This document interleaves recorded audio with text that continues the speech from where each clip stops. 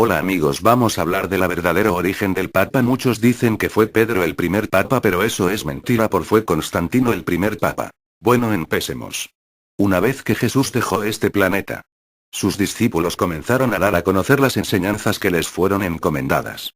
A este grupo se le llama comúnmente la Iglesia primitiva, pues la conformaban personas que se iban aglutinando en torno a las enseñanzas de los discípulos de Jesús y así sucesivamente.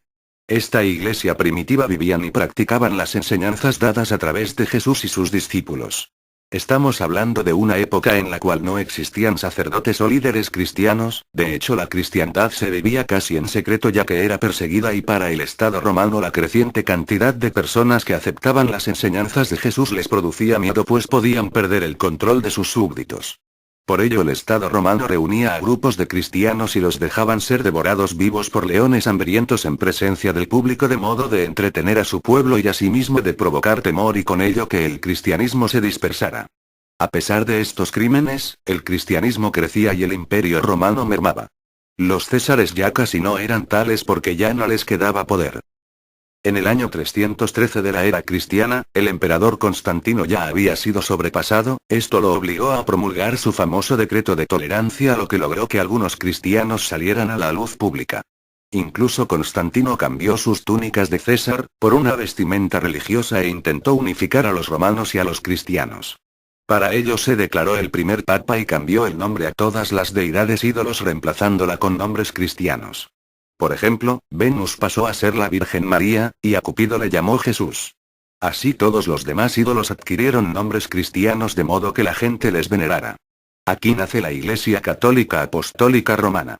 Bueno, ahora los dejo con Diego para que les siga contando más de esta historia. Gracias Jorge. Bueno, solo amigos, les seguiré contando de que los verdaderos cristianos de entonces se dieron cuenta de lo que Constantino estaba creando un monstruo y huyeron de Roma manteniéndose en la clandestinidad por cerca de 1000 años.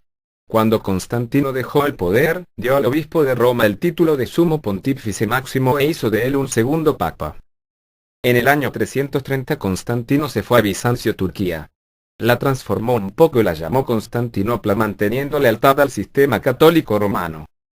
Con el paso del tiempo se produjeron problemas en la Iglesia Católica Romana, puesto que Roma dominaba el occidente y Constantinopla el oriente. Constantinopla se transformó en la capital de la Iglesia Ortodoxa. De este modo Roma y Constantinopla se convirtieron en enemigos mortales. Bueno, nuevamente los dejo con Jorge para que les siga contando. Gracias Diego por ayudarme. Bueno amigos, vemos que la historia de la Iglesia Católica Romana fue desde sus inicios una máquina de sangre y muerte. Por ese entonces Roma ya era asidua de las macabras cruzadas en las cuales en nombre de la autoridad de la Iglesia Católica se asesinó a miles y miles de seres humanos. Es así que en el año 1204 la Iglesia Católica Romana dirigida por el Papa Inocente III embiste a su hija, la Iglesia Ortodoxa, invadiendo a Constantinopla. Los soldados mataron y masacraron, sin embargo algunos líderes ortodoxos escaparon de sus manos, maldijeron al Papa y se alejaron de todo control de Roma y el Papa. Con el paso del tiempo, la Iglesia Ortodoxa quedó bajo la protección del zar de Rusia. Esto provoca que más tarde la Iglesia Católica a través de su poderío sentencie a muerte al zar de Rusia. Aunque queda mucha tela que cortar, hasta aquí llegaremos con este período histórico para pasar a entregar algunos detalles que te demostrarán cómo la Iglesia Católica y sus sacerdotes, curas, vicarios, papas, obispos, arzobispos, monjas, etc. son los pinceles a través de los cuales el demonio logra que le rindamos respeto y adoración. Constantino crea la institución católica de modo de unificar las religiones existentes y crear un estado-religión. De esta mezcla de religiones nacen una serie de cultos satánicos, los cuales se extienden hasta hoy en día, como son la adoración, respeto y culto por imágenes. Pedro no fue el primer papa. El primer papa fue Constantino.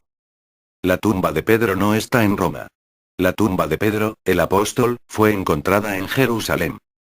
El Señor Jesús nunca dijo sobre Pedro edificaré mi iglesia, sino que se refería a sí mismo como roca o piedra angular desechada por los edificadores. Salmo 118, 22. Sobre la Santa Inquisición, la adoración a María y el Niño Dios, el purgatorio. La Iglesia Católica tiene cientos de santos. También tapan la verdad con respecto al sábado, porque el sábado es el día santo de Dios, no el domingo como ellos dicen. Si quieres saber la verdad, entonces ve todos los vídeos de este canal. Bueno, esto fue todo, será hasta la próxima.